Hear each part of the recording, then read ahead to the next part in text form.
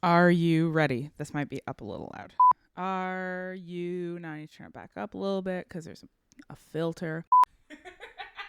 Thank you for that physical humor gag. I'm ready.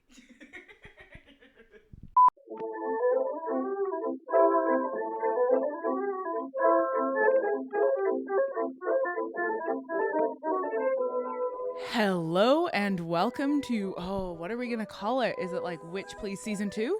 Snappier, because it's a snappy season.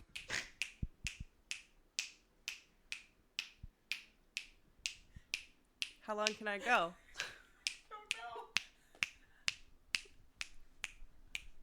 That's it. Nope. Oh, second wind. No. Okay. That was impressive.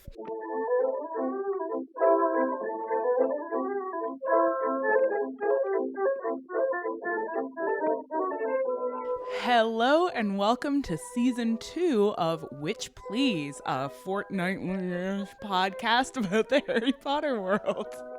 I'm Hannah McGregor. And I'm Marcelle Cosman. Are we going to have a new numbering system for season 2? Guaranteed. We're going to need somebody to invent a new series of numbers so that we can number these episodes. Fuck. We'll think of it. But we are doing things a little bit differently for this season. So over the past few months, Marcelle and I have been traveling around and recording some conversations with some interesting Harry Potter fans who we've met in various ways. So the first 4 episodes of this season are going to feature conversations that we had separately with people that we met on our various travels. And here's the format that you are going to encounter in these next few episodes. We're going to start off with this tight, seamless introduction where we tell you a little bit about the context of these trips and what we were doing and the people that we met, and then we're gonna segue you over into the conversations, and then we'll come back to say goodbye to you. So stick around to the end because we have a fun new feature coming up at the end of these new episodes. Also, you may notice that Hannah and I are in the same room. We will be in the same room for some of these episodes. That's awesome! This is the new sound effect. It's just me snapping my fingers with my whole body. Yeah, so Hannah and I are in the same room, which is amazing because we hardly ever get to be in the same room anymore. Sometimes we're going to be in the same room and sometimes we're going to be via Skype as we have been in the past. And which one we will be on a given day is going to be a mystery, so you can tune in to find out. Also, we're currently drinking this red wine that tastes a little carbonated. So yeah, right? Yeah. Tastes a little bit like red wine soda pop. I thought it was just because I was hungover, but it's not. No. It's a mystery wine, but that's fine. So this first episode, we've decided that for these first 4 episodes that are about our various exciting travels, we're gonna go in chronological order. So the first event that you are going to hear about was my visit to London and my attending Cursed Child live with London-based books journalist Anna James, who, listen, she's a big deal and also a very kind and generous person, and managed to help me get my hands on some tickets to the Cursed Child and came to it with me. And we had really good seats, and then we got to see some theater. And I'm going to tell you my number one takeaway was, I don't know if you know this, but theater's really good. I know. Right? No, wait. I feel like this needs to be qualified. Okay. Good theater is really good. I feel a little bit like when I was reading The Cursed Child and we were talking about it and I was thinking about it, I sort of had forgotten how good theater can be. What are some things that stand out to you as representative of what made the production good? The first thing, and you're going to hear Anna say this, but the first thing that really stood out is that the script actually hasn't changed much. Like, I sort of anticipated there being more revisions between the version that we read and the version that's on the stage. It's very similar. but the actors are so good that they're selling some of the jankier lines. Like, there's still some lines in there that you're like, that might not be the best written line, but the actors are just like, everybody is full on in those characters. So the cast is remarkable in all kinds of ways. One of the things that, again, sort of seeing it live really reminded me of is how big theater can be. You can take emotions to a much higher pitch than you can really pull off. Like, you know, the naturalistic mode of acting we expect in most movies these days means that emotions need to be small and internalized and subtly registered via twitchy faces and Or like Ryan Gosling's long, quiet stares. I was just thinking, I was like, or Casey Affleck's long, quiet stares, right? It's like so much of great acting is like a white man staring in total silence into the distance. But like, we love it when white men are silent. So let's not discount the value of white men's silence. Let's celebrate that. I'm glad they're silent. I just wish I wasn't having to look at them so much. Could they be silent and also not on the screen? That would be great. Are we asking for so much? So the guy who played Harry Potter, for example, I've forgotten all of their names. When he has those like Voldemort nightmares, like he wakes up screaming, and the emotional impact of having a real live human on a stage in front of you actually screaming at the top of their lungs, that's intense. That's a level of intensity that like I just don't think you get in any other kind of experience. Well, and especially because you're in the room with him, right? So I'm curious. We do this thing when we teach drama to first years where we sort of explain what the fourth wall is and breaking the fourth wall. And how the fourth wall is a new thing because in Shakespeare's time there was no fourth wall. People just like threw shit at the actors on stage and the actors had to act around it. Yeah. But now you go into a theater and the actors just pretend that you're not there. Was this that style of theater where like we just imagine that you are in the room with Harry and Ginny as Harry is having nightmares? Is it that level of intimacy, or is it like, I think what I really want to know is, did you forget that you were sitting in a theater watching this happen?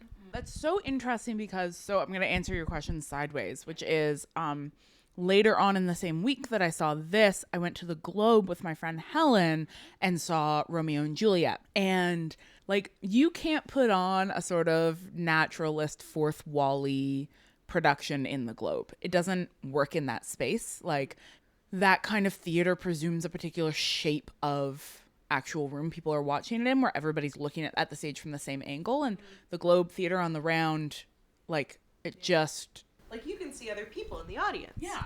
Like, you can see everybody. You can all see each other, and you can't see a lot of the stage depending on where you're sitting. And so that, like, the Romeo and Juliet production we saw was so spectacular in the sense of, like, it was spectacle. It was loud and over the top. And yeah, like, during the balcony scene, Romeo was like in the crowd with the groundlings, which is, you can get really cheap tickets at the Globe where you just stand at the stage level. And so, like, Romeo was just there walking through the crowd saying, like, excuse me, sorry, excuse me. Like, it was exactly that, like, not even breaking of the fourth wall, just the fourth wall. It doesn't exist. Yeah, there's no such thing as the fourth wall. And I would say that there was something in The Cursed Child that was almost more like postmodern, almost more Brechtian in the sort of the way that it was picking up on the naturalist expectations of theater and then pushing them a little bit in some interesting ways. So the stage setting itself is not a naturalist setting. It's very interpretive. It's very gestural. Like, you know, it's a black stage and it opens up, the opening scene is in platform 9 3/4. So there's some sort of arches that represent the fact that you're in a train station and some suitcases. And then those arches and those suitcases, along with a couple of movable walls and staircases, become the sort of major props. And when it's time for it to be a new scene, some extras in Hogwarts robes come out and move some stairs. And now you're in a different scene. So it's very like, this is theater. You are looking at theater. We're not trying to make you feel immersed in it. But simultaneously, you're not there. The actors never acknowledge you. They never break the fourth wall. In fact, I felt like the way that the production was trying to situate the audience was as witnesses. So, you know, Brecht's critique of naturalist theater was that it lets you sort of be a passive viewer. You're not implicated in the action on stage. And he wanted to sort of bring the audience in and make them feel politically implicated in what was happening. And I felt emotionally implicated in what was happening. And that came to a real peak in, there's going to be just a bajillion spoilers in this. Spoiler alert. Spoiler alert. Commence obliviate in 5, 4, 3, 2, 1. But that scene right at the end where Voldemort arrives and Harry and his family bear witness to Voldemort killing Harry's parents. And what happens is that they all come to the front of the stage, right up against the edge of the stage. Voldemort walks down the stairs through the audience and out the back. And everybody on the stage, all of the actors, are watching something that's happening behind us. And we have to watch them watching it, which is hard. It is really hard. And there was this really interesting thing that happened where people in the audience were turning around and trying to see something that wasn't there. And so it felt at once like, I know I'm not in this scene. I know I'm not here, but I feel like I am part of what's going on right now. And I feel like something is being asked of me as a member of the audience. Would you go again? In a second. Yeah, absolutely. Anna, it was her third time seeing it. And she was like, yes, it is still good every time. Like, it's going to continue being a production in London for years and years and years and years and years. Like, they'll just keep changing the cast. So, okay. When we were reading it, I remember I think we were talking a little bit about how we would be interested to see a Hermione who experiences racialization come out a little bit more clearly, as opposed to just like, oh, Hermione happens to be Black and her job is complicated because it's a complicated job. Like, one of our critiques of the books in a lot of ways was like, it imagines a world where racism qua racism doesn't exist because we metaphorize racism through house elves. Yeah, so I'm curious how that plays out live on stage. I didn't see it. Like, I didn't see any additional attention to sort of the racialization of Hermione as a character, but there might be things there that are not necessarily legible to me or that I would catch on a reviewing. One thing I will say is that I remember reading the play and thinking that Rose Granger Weasley was sort of underserved as a character, that we don't get a ton of her. And there is more of her in the play in the same way that there's more of a number of characters, including Ginny, because there's a whole bunch of scenes where people are on stage but not speaking, but still doing interesting things. So, for example, there's a scene where it's the scene after the second time they've changed time, I think. And they have been caught, and McGonagall is sort of reaming everybody out and sort of explaining what happened, and like, Rose was gone. Like, you essentially killed somebody. And this isn't in the script, but on the stage, there's a whole bunch of Hogwarts students like listening in on the conversation. And there's this moment after everybody else has cleared out where you see like Rose sort of steps down off the stage, and it's her sort of grappling with the like, I didn't exist. I was written out of existence. And Hermione sees her across the stage, and it's a totally silent scene where it's like this moment of them making eye contact and like coming to terms with what that actually meant, and then like come across the stage to each other and embrace. And it's just a really stunning scene that gave you just in that moment a sense of like Hermione's relationship to her daughter and how much she loves her children, which it's not really in the script. In the script, it's mostly sort of Ron is the parent and Hermione is the career woman. And that I found that moment incredibly powerful, of like, sort of the mother and daughter's exchange unscripted, but still very present. This is really interesting and really points to a number of ways that writing and releasing a script for a play that was still being workshopped is complicated because so at the beginning you were saying that the script is relatively similar. It didn't change a lot, but the blocking very clearly changed a ton, and it sounds like there are like almost whole scenes that get left out of the script because they either hadn't been blocked or there's no reason to include it because you can't capture it in language. And so it made me think of how a friend of mine is taking a writing workshop and a writing course, and we were talking recently just about the things that you would never think about unless somebody was explaining to you how writing a novel works. Yeah. And she was like, yeah, we learned the other day that you don't advance plot through dialogue. And I was like, oh my God. Yeah. And we were both just like, of course, of course. And this is exactly what you're talking about. That moment between Hermione and Rose is a moment there's no point in capturing that transformation or like recognition or whatever in dialogue. It would be so schlocky and gross. Yeah. But you can have this really powerful silent moment, which is just all blocking. Yeah. That's awesome. Yeah. There are many more moments like that you're right, absolutely invite the question, are those things that you always knew were going to happen, but it didn't even make sense to try to write them in because they're so performance-based? Or are they things that they wanted to add in later, but they felt like we can't really add in tons of new dialogue because the script's out there in the world, so we're going to add stuff in via just sort of blocked scenes or unspoken scenes, or there's dance sequences. There's some beautiful dance sequences.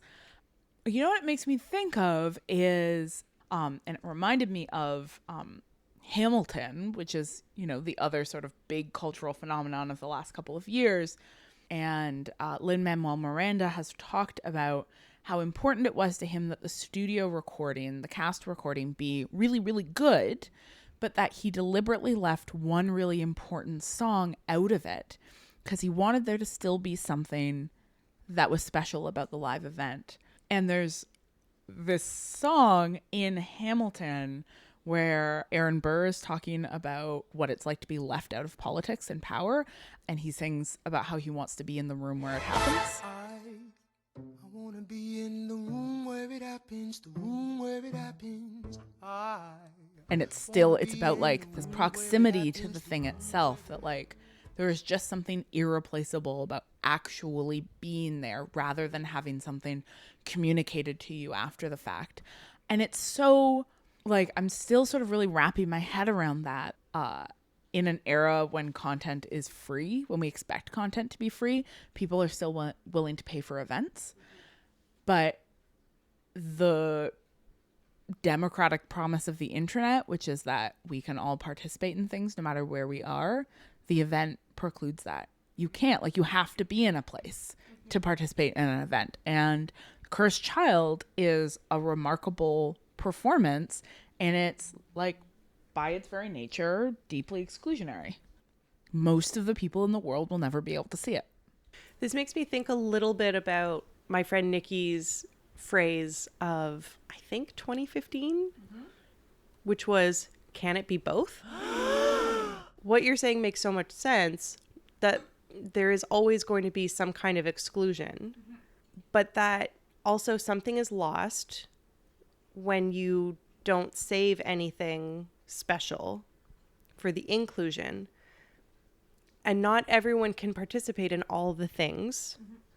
And that maybe that's okay. And that the problem is when people can't participate in any of the things. And when we don't take seriously the things that people can participate in, or we don't see those things as like real or legitimate or good enough or whatever. Because like, I will never be able to attend the London Witch Please meetup that you had.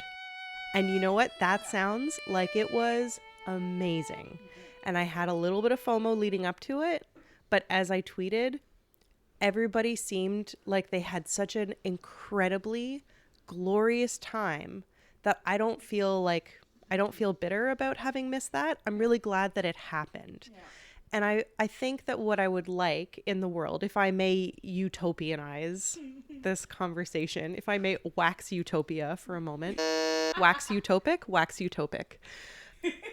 I would like to live in a world where so many profoundly beautiful things are happening and everybody gets to do things that are special and remarkable, to the degree in which when you hear about a beautiful thing or an empowering thing or a profound thing that happens that you couldn't go to, you could never go to, you would never go to, whatever, instead of being sad about that, you're just so happy for those people.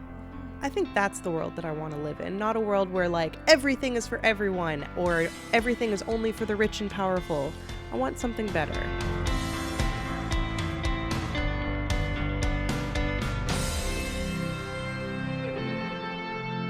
Like meeting interesting people and having conversations with them is not an experience that's premised on scarcity. It's an experience that's premised on plenitude. Like proximity. Yeah. There's always going to be more interesting people to meet, and maybe you won't meet those people, but you'll meet other amazing people. What was I going to say before I took this microphone? Anna James is a radiantly beautiful person, and you should all seek out everything that she writes, including her forthcoming book. Tell me about Anna James. You're going to splice that and put it right before what you said. All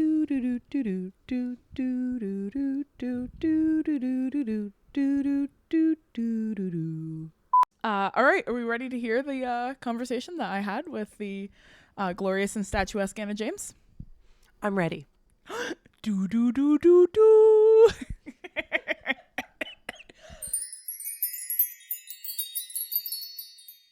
Hi, I'm Anna James. I'm a writer and a journalist, and I basically have a very unexplainable job, but I do lots of things to do with books. Yeah. Books, a professional books things doer. Yeah. Basically, I'm a professional reader. Yeah. I mean, professional reader sounds like the dream, like what academics would like to pretend we actually are when we're actually professional paperwork completers. Okay, so Anna and we are recording from a beautiful sunny flat in London, and a couple of days ago we went and saw The Cursed Child live. Thank you to Becca at Pottermore. So we are going to chat today about our experience of watching The Cursed Child live. Let's get started. Okay, so you have seen this 3 times. Oh my goodness, yeah. Yeah, so 3 times. Why 3 times? Well, the honest answer is that I love stuff and I have a super addictive personality. And I saw it for the first time and I was just like, I just need to see it again. Also, the awkward thing about a show that's in 2 parts and that isn't particularly cheap and is only in London is it is actually something that really rewards multiple viewings. And I just felt like I live in London. Yeah. Why not just go and see it as many times as I can? I just feel like I'm never gonna regret seeing it again. So let's talk about that. Let's talk about the eventness of this thing, right? So this is a show that's obviously deeply appealing to Harry Potter fans all over the place, and it's something that like you're located in London. You can go to it multiple times. Lots of people will never be able to see this show. Right. Why? You're J.K. Rowling. You are deciding what the next thing you're going to do in your franchise is going to be. Why make a lavish, beautiful, permanent theatrical production in a city that most people in the world will never go to? I mean, I don't know the answer to that. No. Wild speculation is all we do on this podcast. Never research, never check if you're right, just come up with opinions. I'm there with that. Because I think the thing when you see it that is so obvious is how obviously it was conceived as a play. Mm-hmm. And I think that there's some cynicism from people who've just read the script that it is just, it's just a money-making thing. But when you see it, this is created by people who love theatre, and it is created as a show. Yeah. I feel like, was there not, I don't know, again, wild speculation. I feel like I read something that maybe the producers, like, I think she'd been approached, had she, by people, and so clearly people were encouraging this to happen. Yeah, I think you're right. I think it wasn't her idea, like, I'm going to experiment with theater. It was like some people approached her and were like, we have this idea. And the thing, when I got back to the flat of the people I'm staying with, the first question I got about it was, so does it make sense as a play, or does it just feel like another movie put on stage? It's profoundly a play. Oh my goodness, yeah. Because it was really interesting being able to watch you watch it, because, I listened to the episode where you talked about the script, and I'm obviously like very aware of the way people have talked about the script, and and I totally understand so many of the frustrations, but when you see it on the stage, so many of those things just melt away. Yeah. And it's just, there's not to say it's perfect, and a lot of the frustrations in the script, that's still the script, but there's so much to love about it as a performance. Yeah, there's two things there that I want to talk about at some point. I want to talk about the script and why the script is the worst part. When we got there, I was like, you're gonna have the best time, because the script it's the worst bit of the show. Everything else is flawless. And this is there's this little part of my brain that can't help but go a little conspiracy theory about how bad the script is. That feels like, I've been chatting with a lot of people about events as the sort of quote unquote solution to the quote unquote crisis of publishing, and how the event produces something that can't be shared for free online, because the event by its very nature is sort of live and immediate and non-reproducible. And all you can buy is mediations of that event and like signs of that event, the sort of souvenir-esque things that let you go back to that. But in the same way that you can't reproduce travel via a souvenir, you can only remember it. So the willingness to sort of release the script feels to me not so much like, here's something that if you can't make it to the show, you can still enjoy it. It feels more to me like, look how totally the script does not reproduce the experience of the show. And when you said why have I gone to see it multiple times, I read the script once when I got it, just out of interest, but I'm not interested in rereading the script. It's an experience. I want to go and I don't want to hear those words, like the words are mediocre. The experience, though, it's addictive and magical, and that's what I want to experience again and again. I spent almost the entirety of the 6 hours of this production with my mouth open. It's really sad. I kept being like, what? There were so many moments where I could just see you turn to me being like, what, did you see that? Did you see that? And I was like, yeah, I see. This is why I'm coming again. Yeah. Did you see that? They did a magic on the stage.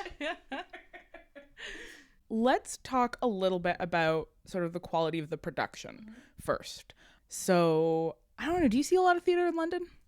Yeah, a fair amount, I would say. So, tell me, on the scale of, London theater, is this, a sort of over-the-top, flashy production? Is this... Well, it's interesting. It's interesting, isn't it? We talked a little bit about this in the interview, flashy, because it's incredibly impressive and obviously expensive, but it's quite old school in many ways. There's not a lot of, again, this is horribly spoilery, but there's not a lot of kind of fancy high tech. It's not a high tech show. There's a lot of people on stage doing clever things. There's a lot of very physical magic, and just feels very old school in many ways, despite being obviously a very modern and fancy and expensive experience. It's unlike anything I've seen on stage before, but partly because, I've never seen anything that you have to go and see 2 parts. It's the whole thing is unlike what you expect from a theatre experience. It's hard to compare it to anything else because it's working on such different sort of beats. The practical effects thing was so fascinating, and I really wish that Neil in particular could see this. Because I saw Neil give a really fascinating talk at the Edmonton Comic Expo a couple of years ago. Neil gave this fascinating history of London theatrical productions and the sort of fascination in Victorian era London theater with increasingly sophisticated practical effects being reproduced on stage and sort of pushing the edge of what you can do with theatrical technology. But the most amazing effect that you could do on stage in the Victorian era was set something on fire, because there was a very real risk that you would burn the theater down and kill everyone. I mean, again, I keep like feeling like I have to apologize for spoilers, even though we've already. We'll put the sound effect in again. But there was some pretty extreme fire going on. Yeah, like they save it for the climax, right? Like the climax scene where, if you've read the script, it's the sort of showdown in the church where they are fighting the augury, and the magic spells in that scene, and it's really one of the only scenes where we see magic happening. As in, like things happening with wands. Yeah. Like that sort of Harry Potter, like I'm gonna zap you. Yeah. It's all done with fire, which was such an interesting choice. Yes, and looked quite extremely dangerous. Yeah. The only really very kind of high-tech trickery, which I was just, when I knew it was coming for the first time, I was just like literally watching you, not the stage, is when they do the time turner effect, which I still don't, I've seen that several times now, and I don't really understand what's happening there. I think it's just light. I don't know. I really So the effects are done primarily via trapdoors, lighting effects. There's very, very minimal use of projections. It's quite old school in the sense of there's a lot of use of just things on stage that extras come on and move those things around, and now they're a different room, and you just see the people, somebody in a cloak comes in and moves the thing, and now it's a different room. Yeah, so for example, the time turner effect is like when they go back in time, there's this sort of pulse or ripple thing that happens that I am fairly sure is just light. Right. Well, I mean, it must be. But it's incredibly impressive, and I'm sure there's a lot of high-tech stuff going on behind the scenes, but it's the only kind of like, ooh, technology sort of effect that you've got. Because I realized as well, the scene, I didn't notice this when I saw it before because I was sat further back, but the scene where Draco and Harry are fighting, they're being picked up by people dressed all in black. I didn't see that. I assumed it was wires. Well, I think maybe some of it is wires, but there was one where Harry gets picked up that I saw the person retreat. Yeah. And I was like, it's literally there's people dressed all in black, like picking them up. It's so old school. Like obviously it's executed flawlessly. Yeah. And they do actually Harry does a blinding spell, and it's literally you see someone with black gloves like put their hands like in front of Draco's eyes. Yeah. So there's this really fascinating way that rather than go, because they could have afforded to do every high-tech computerized thing in the world, but a lot of the time they're doing things that you can see. My favorite example was the way that often to make things disappear, like props that weren't necessary anymore, a bunch of, unnamed wizards would come on and swoop their cloaks over those things and make them disappear like a magic show.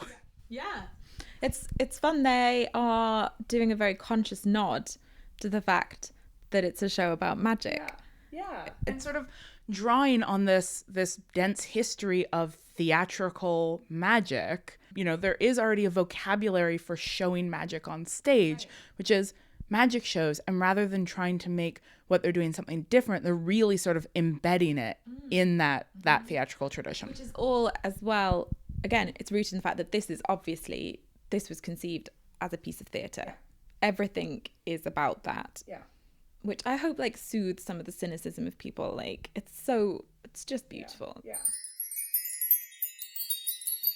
The score was remarkable. Yeah. So the music's all done by Imogen Heap, which is a really interesting choice. And the music is very Imogen Heap-y. At times there's even samples of her existing songs.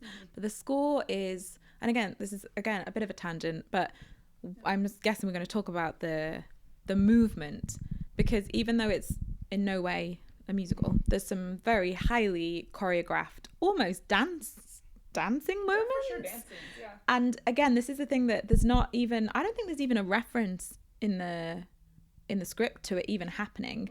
At the beginning of the second part, there's this quite extended, incredibly sinister scene where Death Eaters, are they still called Death Eaters in the alternate? Anyway, I'm not sure.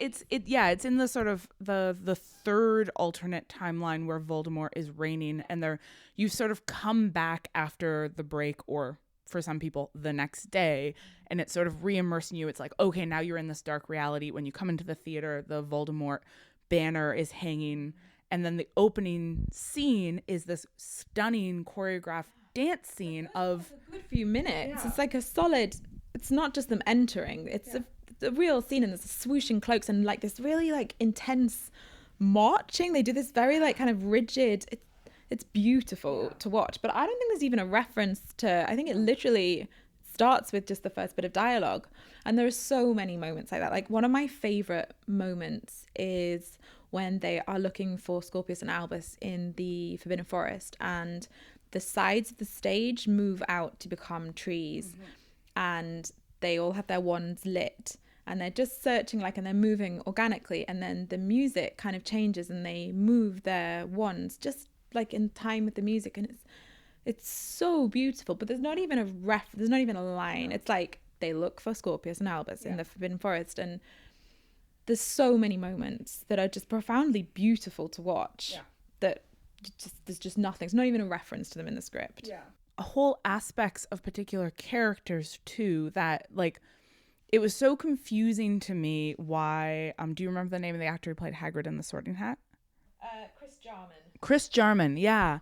So he's listed as when you come in and they sort of have today's cast, he's listed as the Sorting Hat and other characters. And Hagrid is in fact just a sort of side character of his, because they make him as the Sorting Hat into this sort of omniscient magical figure who reappears in multiple scenes, often as a sort of unspeaking commentator on the action. And the moment that really struck me is the moment when in the sort of third timeline, when Snape casts his Patronus, and it's the deer, and the effect is Chris Jarman as the Sorting Hat, dressed in his Sorting Hat costume, which is a suit and a bowler hat, which I freaking loved, holding this sort of Patronus prop, which is just the deer's head, literally lit on fire. And he's just moving it around. And there was something, I was about to say I'm probably reading too much into this, but there's no such thing. There's something about, you know how Snape is treated as one of the examples of what happens when you sort too soon, and when you sort of tell people they're one kind of person, and they have these capacities to be different kinds of people. And Snape as this sort of, this Slytherin villain who turns out to have this tremendous capacity for heroism. And the fact that in that moment of his heroism, when you see, his Patronus is what's inside of him, what he's capable of, the fact that it's the Sorting Hat that holds it, it's just like, I know. And do you know what, when I said I got goosebumps, I wasn't even thinking about that bit. I was thinking about the bit where they go to Godric's Hollow for the first time, and he just emerges, and again, so hard to explain, and this I guess is why it's not in the script. It's really hard to explain it in words, but it starts snowing as they emerge in Godric's Hollow, and he comes and he does this beautiful like balletic kind of hand movement and spreads some of the snow, and he doesn't say anything, and it's beautiful. We need to talk about Snape, because I think most of the characters are true to the books. I think Snape, the way Snape is written, has been influenced by the way the fandom sees him in a way that none of the other characters are. Because Snape is the Snape almost of the fandom. Because Snape has become this thing that maybe isn't actually in the books. But he is I think in the play, he's kind of that Snape. He is heroic and brave, and there's none of the, in the books he's so mean and awful, and that's not there. I had an interesting conversation with Rochelle yesterday when she was saying that she recalled as a sort of young reader finding Snape fascinating and being really drawn to him. And I also remember finding him fascinating, and we were talking about the history of Gothic heroes and the sort of the trope, the Beauty and the Beast, the, you know, Rochester, the Heathcliff, the trope of the hero who is monstrous on the surface but has a capacity to be saved, and who specifically needs to be saved by a beautiful white woman. And how when you are a young girl reader, often for you, those are the only roles you get to imagine yourself into. That's the form of heroism that's available to you, is to save a man and make the world better by virtue of righting the patriarchal order and restoring everything to sort of the way it ought to be. And I think that is a big part of what Snape is to the fandom. That Snape is that Gothic hero. There is something really beautiful and moving about that capacity for redemption. That is why I hate Snape of the books. But god damn if I didn't cry for him in this fucking play. He's used so well. He's in such a small part of it that it lets him be what you want Snape to be, because he's in such a small part of it. And it's really the moment. They're very clever with the way they introduce characters. And again, huge spoiler, but there's the moment where Dumbledore first appears. It wasn't quite as extreme when I first saw it. I saw a preview and no one knew anything, and there was like a theatre-wide like gasp when Dumbledore, he walks onto an empty stage, and then the portrait frame comes down over him. But there is this moment. He does some magic first too. Right. Oh, it's after the trees have come out, isn't it? He like waves the trees away, and it's just him on the stage. He walks forwards, and then just very quietly the portrait comes down, and but they're so clever with the way they introduce characters like Snape and Dumbledore who aren't on the cast list, and it's a moment. You know, when Snape, like, he's behind the chalkboard and it comes around, and there's so much love for those characters and recognition of the way that readers feel about them. They give them a moment. The moment with Snape where you see him and his back's to you and he's standing in front of the chalkboard writing probably the closest thing to a version of a magical chalkboard that looked like a real lesson better than anything in the movies. And then he turns around and he's old, because he is old now. Right. And that, here is why I am convinced by the Snape of the play rather than the Snape of the books. Snape of the books dies before he ever really has to prove himself. Really. I mean, everybody, sorry.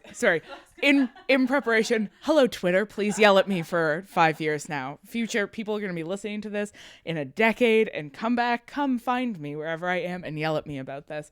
But he dies in the heat of things. There's a line when Scorpius says to Draco in, again, the third timeline, that he says he feels like we were all tested and we all failed. But Snape was tested, like really, really tested. Like, Dumbledore's not in power anymore. Harry Potter has died. You failed. You are released from your promises. You could just lean into this. Yeah. He was tested and he passed. Yeah. Like he has stuck with this his entire life, far past it being glamorous, far past it being urgent. Right. Do you know, and that also makes me think that for all of our dismissiveness of the script, there's some beautiful moments. Yeah. Like, that line is gorgeous. And the line that really gets me is when Dumbledore echoes, he says to Harry the first time we see him, he says, you can't ask me for advice. I'm just paint and memory. But then when you see him in the next part, he says, some things endure like paint and memory. And oh my goodness, like, I think there was obvious issues with the script, but there are some beautifully done scenes and there are some gorgeous lines, and I feel like I just want to make it clear that I do like a lot about the script, even though I have some issues with it. Jesus Christ, we need to talk about the guy who plays Harry. What is his name? Parker. I mean, I guess he is a famous London.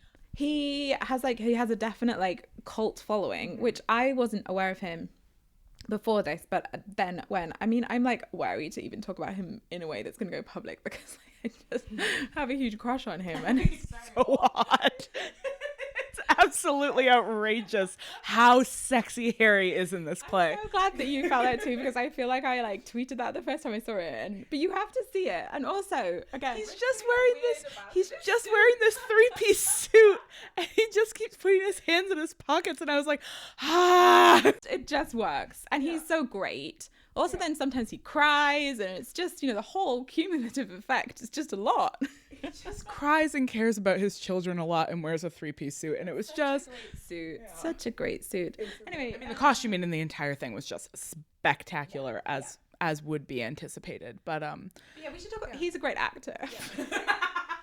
The thing with the script and the actors is, when you read the script, there are clunky lines, and you just think, how could that possibly not be incredibly embarrassing to watch someone perform that? But the cast is uniformly like excellent. Like, they're superb, and they sell 99% of the clunky lines. And you not just sell, like, you are there, and it's incredibly impressive. You can forgive so much when you're seeing it being performed by such talented actors.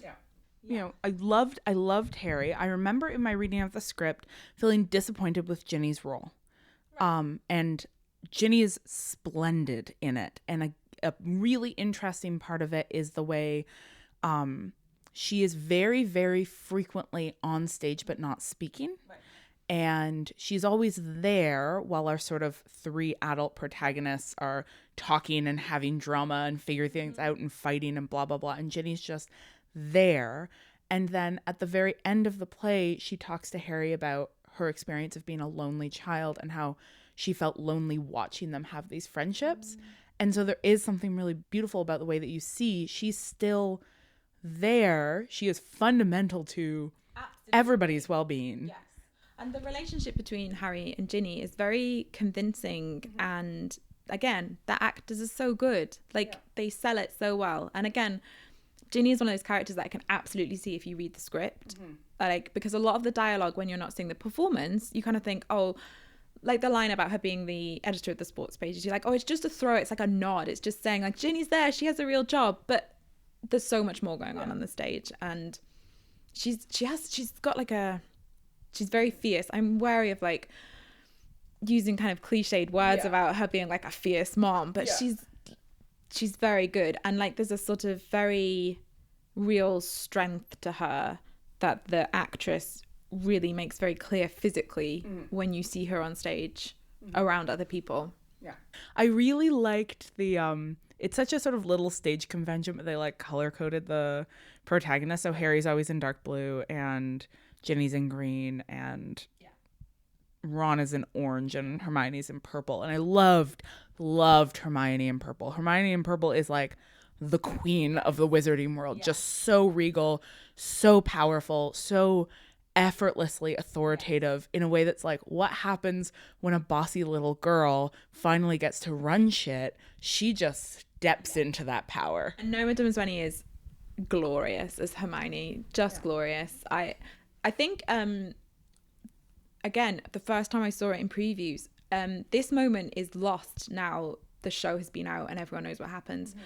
When no one knew that Hermione was Minister for Magic.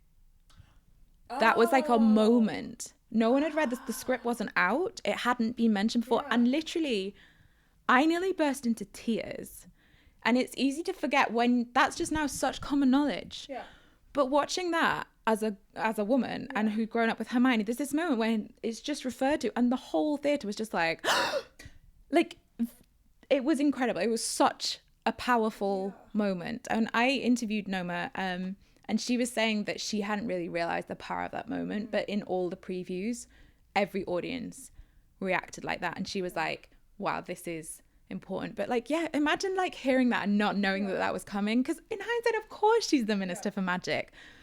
But it was such a moment. I've been thinking about that. I had like it entirely, you're right. Like, I read the script and I'd forgotten it was a surprise. And some people have expressed to us that they are disappointed that both Hermione and Harry ended up working in government. But I feel like in the wake of the recent American election, when we all watch what happens to a woman when she tries to be in a position of power, I mean, I spent like, it's been a few months now, and I feel like I was sort of like numbed over a bit.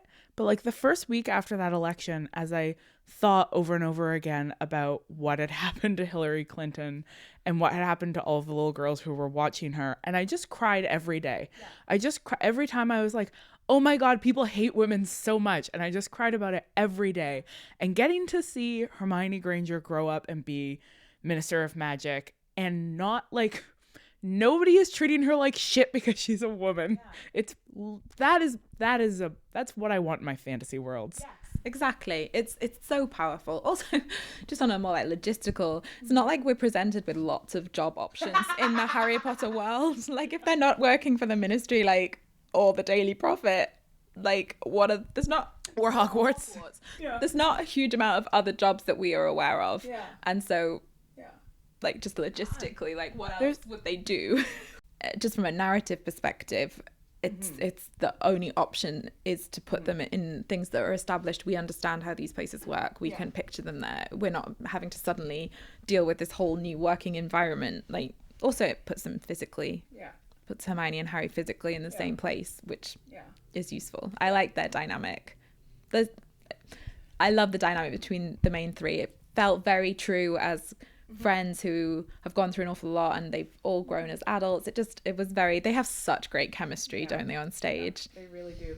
Oh, speaking of performances, we need to talk how good the main three are, because they're playing these like quite intense adult roles. And then there's the scene where Delphi, Albus and Scorpius take the Polyjuice potion and turn into Ron, Harry and Hermione. And so of course you have Noma Dummerswenny, Paul Thornley and Jamie Parker playing the kids as themselves, and that's when you realize, well, who's it like, it's like when you realize how good Helena Bonham Carter is in the film, you realize how good someone is when they're acting. They are so good when they're Polyjuice. Jamie Parker is being Scorpius and tells Albus that he's been a really terrible son and he needs to go to his room right away. It's just, you think you fancy Jamie Parker as Harry, and then you see him act as Scorpius, who is like the best character in the whole thing, and it's just like, it's too much. Okay, so the final original series character we need to talk about is Draco. And we do need to reference. So we looked up the name of the actor who played Draco in our performance. James Howard, who is a cover, and it's normally Alex Price, who I have seen the other two times, who was brilliant. But So James Howard was absolutely wonderful. He was great. Yeah. But he is also objectively super hot. Really sexy. He was very manly. Very, very moving. His scenes with Scorpius frequently made me cry. Yeah. Absolutely stunning.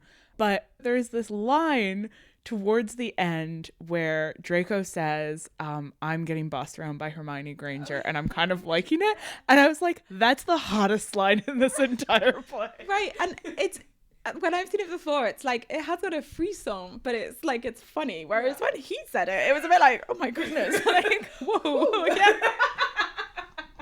The scenes between Draco and Harry were also really, really remarkable, watching the way so much of their history played out across their relationship as adults, and that even though they were sort of on opposite sides of the battle when it happened, it's playing out in their lives in the same way. It's just this weight that they can't get past, and that has continued to sort of pressure their fraught relationships with their children. Like, they're both really struggling to be dads because they've had either no fathers or incredibly abusive fathers and don't know how to move beyond that. And I loved the interplay between the two of them, that it was so much more subtle than sort of we're enemies. It was like, we share this fundamental set of experiences that now that we're not on opposite sides of a political struggle, we actually have more in common than anything else. Yeah.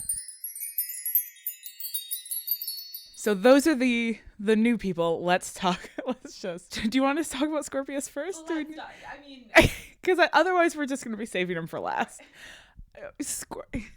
But I think I want to hear what you have to say, because fresh, you've seen it for the first time. Because I knew I knew how great the actor was, Yeah. and I had seen his performance before, and I knew that you were gonna love him. Yeah. Okay, so what's the actor's name? Anthony Boyle. Anthony Boyle. Okay. The voice. The first. You know the actor is Irish. Yeah, in real life, he's Irish. And probably doesn't have that particular inflection. I would assume not, because I don't think that, yeah. The inflection is this sort of like a little bit like a teenager whose voice is breaking, a lot of sort of very high-pitched modulations.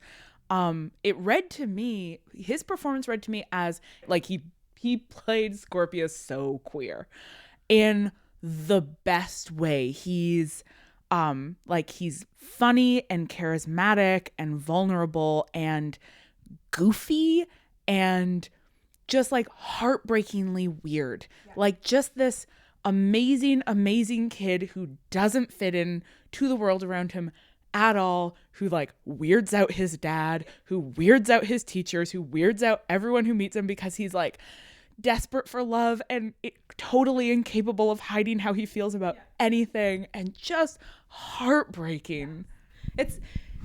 It's incredible to watch.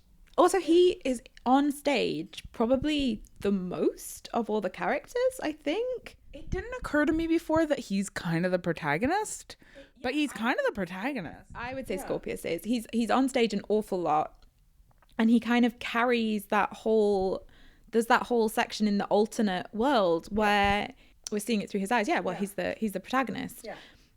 You know, I was thinking again of the conversation we had about, that Marcelle and I had about the title, The Cursed Child. Right. And who that, like, there's aspects of the play that certainly seem to tell us that the cursed child is the augury. What's her actual name? Delphi. You know, particularly the image of the child in a nest, which really suggests, because the augury is the bird, and so it suggests that that's her. But sort of watching it, I was like, oh, I get it. They're all cursed children. Right. Like, this is absolutely everybody. That's all of them. Yeah. But it's also like Scorpius as this child who has grown up with this sort of horrifying story being told about him, and who has responded to that by just being so weird, by just and he gets to be sort of this truth teller figure as a result, right? That he doesn't really care what people think about him anymore, and so he just says whatever matters. And that, you know, he continues to play that role in the third timeline where it gets him into trouble, obviously. But that's another thing that sort of gives him this special role in the play, is that he is like almost like a sort of clown figure, right, in the Shakespearean sense, like the wild, like the wise fool. Yeah, in him, and he's physically as well, kind of gently clowning, although he's not sort of. It's not like he's falling over in funny ways, but it's just. But his body language is so, like, he's very long-limbed, and there's a lot of sort of big arm and leg movements and a lot of sort of theatrical slumping and. Yes, but also like little things, like he often like has his ankles like at a slightly awkward angle, and just brilliant. Yeah. The character is brilliant, and then the actor is just extraordinary. He just won an Olivier Award. Oh, did he? For being good at acting? Yes. Okay. And so did Noma Dumsbury, and so did Jamie Parker. They are very good. They're very good. That's my critical opinion. Very good at acting. That's gonna be on the poster. They're great at acting. Oh, stellar review. Okay, Scorpius, brilliant. Albus? I think the actor is very good and does a very like quietly touching performance, and I think the scenes between Albus and Harry are beautiful. And again, cried a lot. Oh, yeah. Yeah, he does a great sullen teenager. I think because those scenes between him and Harry are so well done, and you become convinced that there really is something broken in that relationship, that's really, really not working, and that, you know, when he tries to reach out to his father behaves very, very badly. Right. So the sullenness then feels earned. Right. I mean, that line, I think, again, that's a great example of when you read on the script, like Harry yelling at his son, well, I wish you weren't my son. And you think, how, that's a ridiculous thing for a father to say. Like, how could but then it's such a horrible and powerful moment. It's it's horrible to watch, and like both of them just sell it. So you can completely believe how Harry has got to a point where he would say that, which doesn't excuse it at all. But it's believable that they've reached that point. It doesn't feel like melodrama. Yeah. No, it doesn't. It actually reminded me really viscerally of the screaming fights I used to have with my mom, which I struggle to remember what we actually fought about, because it's not the content, it's the experience of being a teenager and struggling against a parent with whom you have a highly charged relationship. And I remember having screaming fights and no idea what we fought about. I just remember the feeling. Like the two actors are physically, they're right up in each other's faces. They're incredibly close to each other. It's really like, when Harry says that line, he screams it into Albus's face from an inch away. it's slightly terrifying.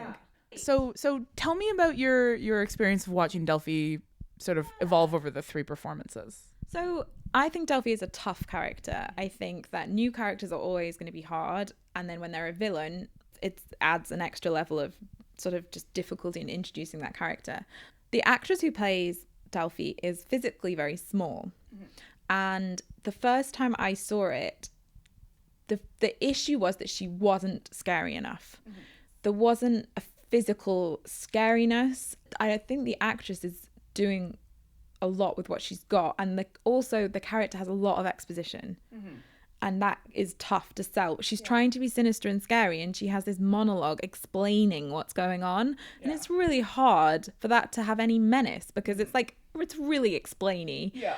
And I just noticed in this one that they have either the actress has made this decision, or they've decided, sort of the producers have decided that she's physically a lot more sinister. So she's a lot more, when she takes Albus and Scorpius, she's a lot more like she's up in their faces, and she touches Albus a lot. And they really play on that fact that Albus has a crush on her, and she really like manipulates that in a really genuinely sinister way. You know, she touches his face and she's very close to him. And that wasn't really there the first time, and it made a huge difference to how sinister Delphi was. But I still think there are issues with that character, and I felt like at the end, that whole thing with her wanting to meet her father, I feel like they struggled a little bit. I kind of wanted them to go more that she has more of a redemption. I kind of wish they'd kind of made her more like out and out properly evil, which I know you want nuance, but she's not scary enough, I don't think, to be properly evil. But equally, if they're going to go with the like she just wants to know her father, I kind of wish they'd gone more with that, because it's not enough at the end. You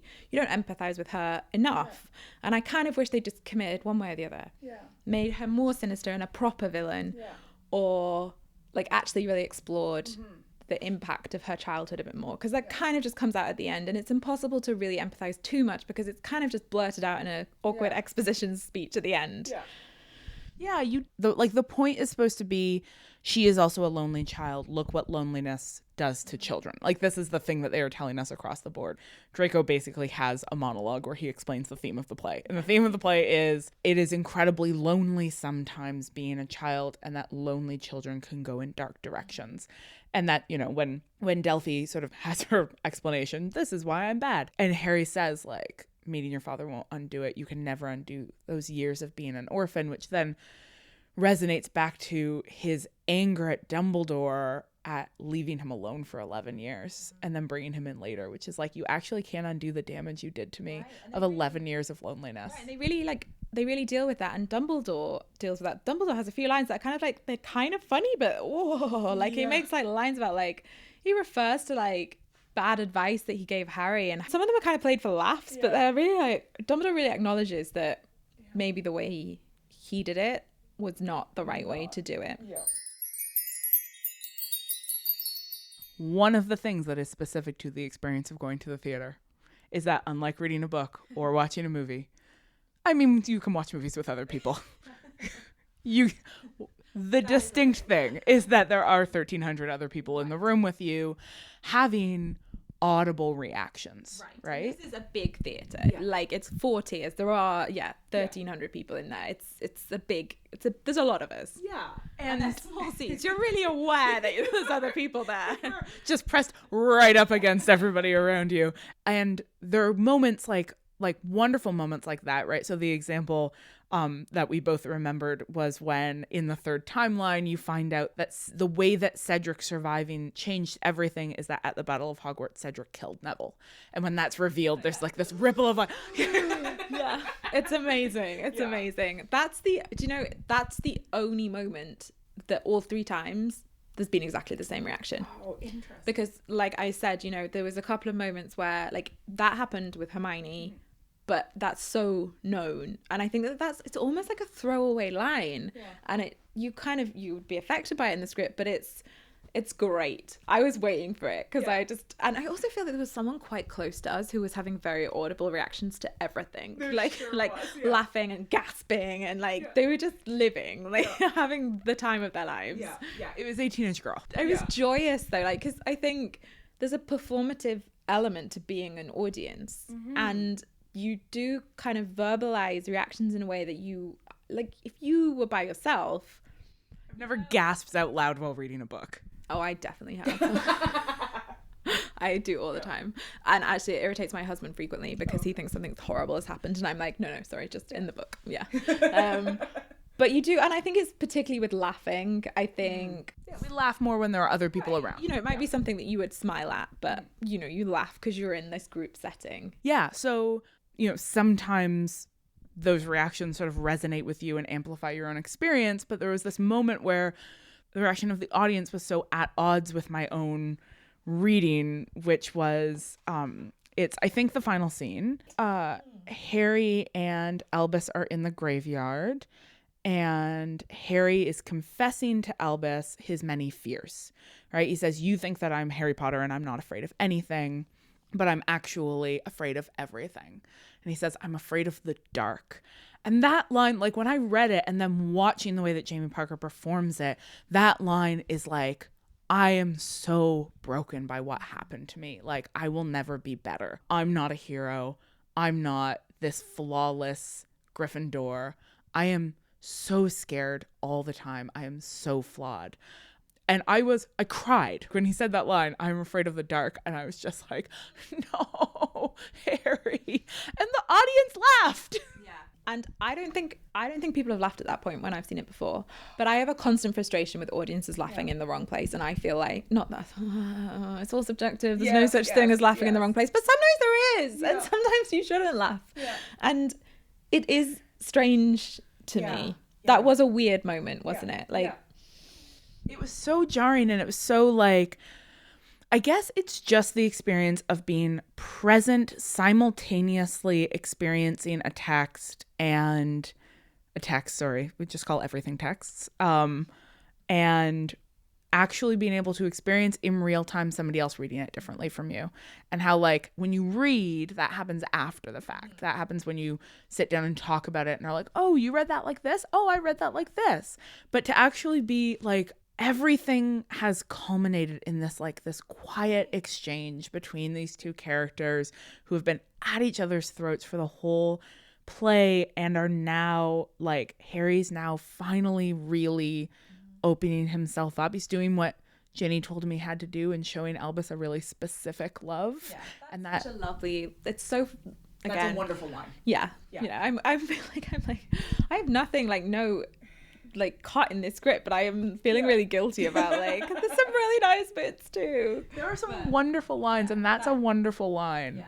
And it's interesting because obviously it's valid that we all read things differently. Yeah. But when you're seeing a play, Jamie Parker is making very specific decisions, and I think why it jars is because his performance is hard to read as funny. Yeah. His performance seems very obviously like powerful and sad, and that's why it's jarring that people laugh, because on the page you could read it however you want, but there's a very specific performance choice going on right in front of you. It took me out of the moment in a very particular way, which is to say I stopped thinking of that person as Harry and started thinking of that person as Jamie Parker, and was like, fuck everybody in this room, you all just responded wrong. Like, he is up there, he is like wearing his heart on his sleeve. Yeah, I'm crying, Jamie, I'm crying. I see what you're doing. I understand you. I was just about to say something really inappropriate, but Yeah, my head also went there. Now put your hands in your pockets again. just about to say exactly that. Okay. It's a great suit. Yeah, it's just really, the thing is, it's a great suit is the thing. Like, oh my goodness, speaking of good performances and the audience being annoying, the bit where they stand, so when they watch Harry's parents be killed, the main characters are all lined up at the very front of the stage because Voldemort has walked through the audience. Yeah. And they are looking up as if it's happening behind us. And the audience kept like turning around as if like you could see like Lily Potter being murdered at the back of the theatre. And I was like, no, no. They're looking as if it's happening, but we're watching them. They're performing. And people were just like straining around. I'm like, there's nothing happening behind there. But those performances were when he like breaks down and cries. So that moment, that's an incredible moment. We talked about this in our episode about the script, but that moment of being called upon to bear witness, that Harry is sort of being brought back and bearing witness to his own originary trauma, and that we as an audience are being called upon to bear witness. The friends are all there to bear witness with him, and they stand by him and they all watch. But we don't, like, that's the point. Like, people are craning around because they want to watch what these actors are watching, but we don't get to see it. We have to witness them witnessing. And so what we have to look at is, like, when he breaks down in that scene, he shatters. And all of those actors make such incredible choices there. Like, you know, like Scorpius is quite stoic, and then he just, that moment where he turns around and Draco just like wraps him up, like, oh. Also It's only the second time they've hugged in the play, and it's so beautiful. It is Draco and Scorpius, that relationship is so this comes with the proviso of I never really believe J.K. Rowling when she says she's done with Harry Potter. But actually the end of that play does feel like it's, you know, you read the books and there was that epilogue and you could tell that she wasn't done with those characters, also because she will not shut up about the characters. But actually it was so much more final. The end of that play is like, it feels a lot like this is the end of these characters' stories. Like, we've checked in on them and they are essentially, they're gonna be okay. And coming full circle on the way the book begins, it feels like the actual end of the Harry Potter. And again, I don't like she obviously, but I could see you didn't get that feeling that you get at the end of the epilogue where there was a level of closure, I think. Well, and there was that, you know, that frustration with the epilogue in the way that it suggested so strongly that history was going to repeat itself, that the same old animosities were still there, that the world had returned to exactly the same way it had always been. And there's something about the way that the play ends that suggests the possibility for something new. And it's that, you know, it's going to be a beautiful day. Yeah, that there is potential, and a potential that's really nascent in Albus and Scorpius's relationship. There's potential for something actually different. One of the standout things for me was that so much of what is remarkable is the stuff that's happening around the edges of the dialogue, the sort of physical motion, the unspoken glances, the, you know, things like that I think also really do, like, you know, maybe go back and reread the script and spend more time thinking about, I mean, this is actually when you teach theater how you do it, right? Spend more time thinking about where people would be in relation to each other, how people, you know, in this scene, how would these two characters be, you know, would they be close together? Would they be far apart? How's this person feeling while they're overhearing this thing? You know, they're on stage. Like, if you were feeling disappointed in the script, I would sort of encourage you to go back and think about it again as a script and think about all of the other, you know, if you were going to stage it, what would it look like? If you were going to imagine a performance of this line that sold it, what would that performance be? Also, put on an Imogen Heap album whilst you read it. And that's not even a joke, because the music is, you can tell it's being composed by Imogen Heap, and the music is incredible. I am sure they will release the soundtrack, the score at some point. Yeah. Yeah, it is incredible. And then eat a tiny tub of ice cream and you're there. Right. Sorted. You know, get a cast picture up on your laptop. You know, imagine some of those actors. We got a good picture of Harry in a suit. What is this world? What is this? I can't believe I fancy Harry Potter. Like, what is happening? This is as hetero as this podcast has ever gotten. I'm so sorry. Yeah, I blame you. On that note, What a way to end. thank you. Well, we'll just edit. Well, I'm going to take out 75% of the references to Harry Potter's suit. Thank you so much. Thank you.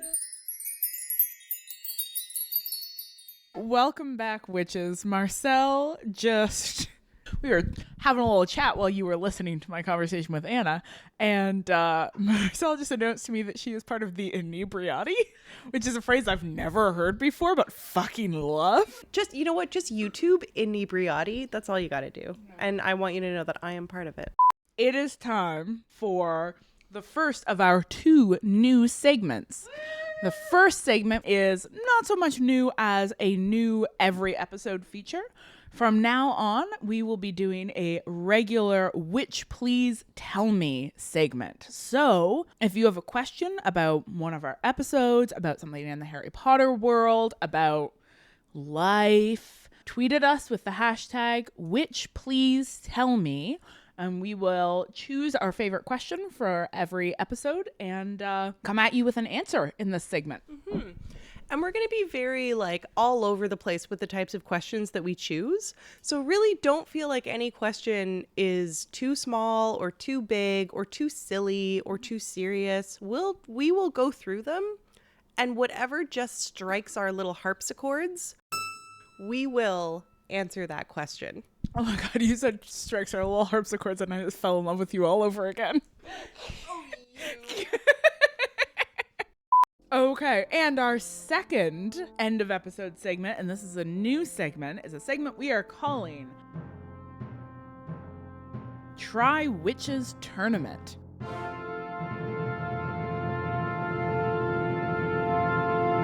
In this segment, we are going to set you, our beloved listeners, a challenge. And if you complete that challenge, you can tweet it at us with the hashtag TryWitches. That's TryWitches, TryWitches, to tell us what you accomplished, and we will give you shout outs on the episode. So the first challenge, looking back a couple of weeks ago when we asked you to tell us what are some really hard things that you have survived or avoided doing this last semester, because it was a really hard semester for everybody, and you told us and it was amazing, and you all just loved each other so much and gave each other so much support, and it just made us cry a whole lot, and we thought this would be a really good idea to do on the reg.